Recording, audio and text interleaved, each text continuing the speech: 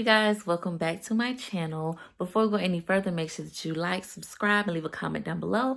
And after you leave that comment down below, make sure that you share. Tell a friend to tell a friend to tell a friend to come on in and get their dose of tea. All right, y'all. So today, kind of like an impromptu video, but I low-key have been debating on recording it for a while. But I decided literally just now, I'm calling the light so it's a little bit brighter. But I decided just now, because my eyebrows and lashes came out good today, why let it go to waste? I already got undressed, so I'm not putting on clothes. I'm not putting on a whole nother outfit for this video. I'm sorry, I'm not. But I decided, why let it go to waste, so I can give y'all a quick little video. I guess I can start it off, and then if you guys want to know more or hear more about it, then I can make it different parts to go into detail more about it. So first and foremost, today is my son's 1 year heart anniversary. My son had heart surgery on February 12th, 2024. And he was born with a heart defect where it caused his two of the chambers in his heart not to close. So instead of him having 4 chambers, how a normal heart would look, which I can insert a picture of what it should look like, instead of the 4 chambers, because of the way that they end up closing, he only had 2. So I'll show a picture of what his looked like before surgery. Right here. Yes. So, and then after, or the surgery, well, talking too fast, trying to say too much. But the heart defect is called AVSD, which is atrial atrioventricular septal defect. And he had I can't remember if it was partial or complete, but I know his hole was where the top half and the bottom half of his heart would connect. That's where there was a hole. Okay. So, yes. So in his heart surgery, essentially what they did was they went in and closed that hole. And I can kind of insert more information about like the material they use, different stuff like that, kind of so y'all can get a better understanding. So pause.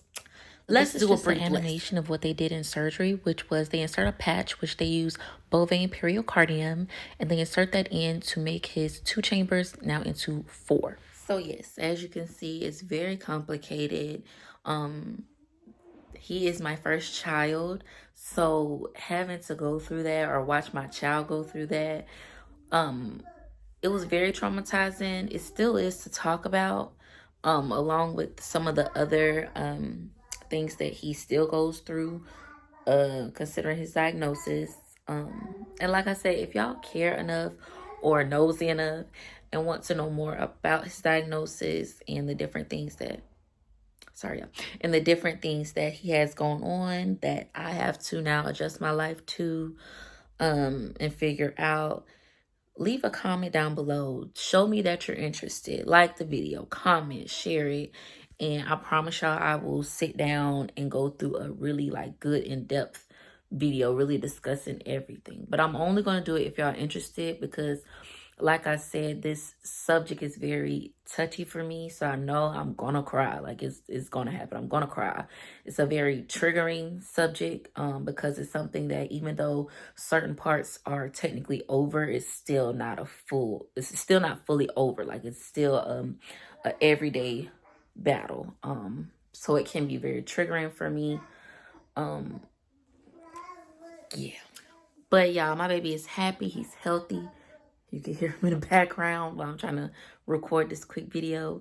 But he's perfect. I love my son so much. I wouldn't trade him for the world. And if y'all interested in a more in-depth video, I'll go into details about how I felt when I got the diagnosis, when he went through the different things that he's been through so far, and the headspace I was in and all that stuff. And we can really sit down and get into the nitty-gritty with girl, because I know I don't show it on the outside, but baby, mentally, I was going through at certain points because of his diagnosis, because of the constant appointments. I couldn't work how I wanted to. So financially, I was going through. It's a whole lot of, but on the outside, you would never know, because I kept I kept a face, honey. I kept a face. So, yeah, that's it for this sample introduction video, which I really just wanted to post it because, like I said, it is his 1 year heart anniversary, and it happens to be around the same time as Valentine's Day, which is why I would never forget it. And I'll insert a picture of him asking me to be his Valentine while he was up in the hospital. So, and his nurse actually surprised me with that when I came in. She was like, "Did you read his onesie?" So yeah, to kind of cheer me up. And that whole time I was in hospital with him, I was sick. I was dog sick that whole time. It's so crazy. But and we've been hospitalized since then. Like I said, if you want more details, I can tell you stories for days. But that particular time was the only time thus far that I've been dog sick like that while he was in the hospital.